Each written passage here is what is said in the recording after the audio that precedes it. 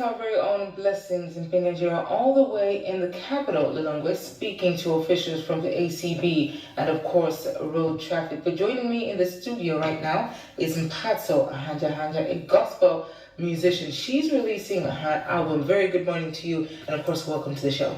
Good morning. Thank you so much for having me. Now, you've been in music ministry for a very long time. Why has it taken you a long time to release an entire body of work, an album? I think I was hiding behind worship teams, the Joshua generation, and I was happy, I was comfortable. So I think the time has come for me to release an album. You said you were comfortable. What made you feel like, you know what, I need to step out of my comfort zone and just go full throttle and do this? I knew I had something different, something to share with the world, the gospel, and my music, which reaches out to a lot of people, not only in Malawi, but other nations as well. So I thought, why am I hiding? Let me come out and share what I have and be a blessing to others. That's deep. Now walk us through this album. How long has it taken you to finalize it? Oh, a long time, because most of these songs came over 10, 12 years ago. 12 years? Yes, but I was just keeping them. And I had to share some of them with a worship team that I was in Zomba. I gave them one song, I gave another song to another band, and it took a long time. But going into studio, I think we went in 2019, and then COVID came, it has taken close to 2.5 years for this album to come out. So 2.5 years for the album to come out, but over 12 years of the key message that you've been trying to drive. That's right. What is the key message, speaking of that? Key message is coming from Romans chapter 8, verse 31, which says, if God is for us, who can be against us? Who can be against us? And it's also about an expression of love for God and love for His people. Now that you have this album, we have to ask, when is the launch? Launch? I'll wait for my manager to tell me. Who is my husband? Oh, yeah. Nice. I love when, people work with their partners. I know, Tobo Suya does that, Ethel Commando Banda does it. What's that like, though? Do you guys fight? No. About the music? Never? Not really, but there's always constructive criticism. Right. So it's not like you're fighting or having an argument. It's more like, maybe we should do this way. Yeah. That's right. But is it interesting working with your better half? Yes, very. Because you don't have time limit. He's always there. Right. So you can work during the night, and in the morning. And you don't have to pay him overtime. No. So that's a good part. But you're still not going to tell us the date? The launch? Not at the moment. But is it this year? This is breakfast. Yeah. We like to get the inside scoop. It's this year? This year. Perfect. At least we know that. At least we have 4 months to go. 4 months to go. But what are the other plans going forward? We know that there's this album. We know you're planning to launch it this year. What other plans are there moving forward? Moving forward, I still have songs. I'm thinking of recording them maybe as singles as time goes on. And also, I'd like to minister in churches when invited. You spoke about the Joshua generation. Let's talk about that.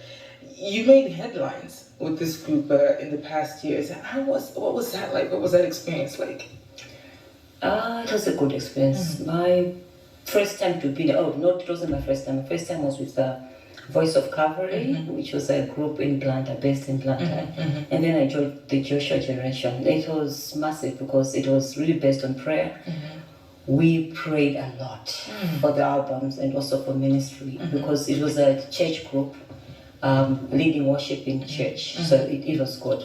And another thing is that we would share songs, we would share ideas. So it was easier for me to just jump in and lead a song. And yeah. A lot of people that come from group settings always say, it's kind of hard than doing your own thing because what if you forget some lyrics? Because if you forget some lyrics in a group setting, your friends can then, take it up. Were you scared about, going at this on your own? Yes. Yes. And also the part of sharing ideas. Right. So because now it's just you with full creative control. Yeah. Yeah, that makes sense. You have certificates in singing and piano playing. I don't know why we didn't have a keyboard or piano today, but it really seems like you're passionate, extremely passionate about music. First of all, tell me about this certificate in singing and this certificate in piano playing. How did that come about? We had moved to Kenya, so we were living in Kenya. And I thought, I now have time. I can